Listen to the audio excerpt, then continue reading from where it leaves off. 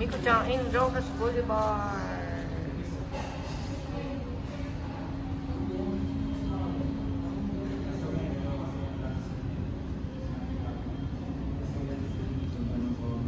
Hindi, ang nakita nating Hodokyo, ayan.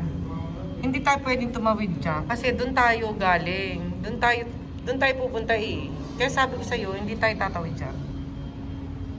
After Burger King, we go to Jollibee.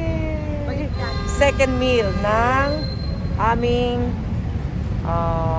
lunch. Bye-bye! Naambon namin. Naambon. Chicken and spaghetti. Ito. Ayun, may ice cream. Ayoko na. Ako Ano? ice cream. Chicken and spaghetti lang. Wala. Ayun, chicken and spaghetti. May ano eh. May hamburger. Ulit.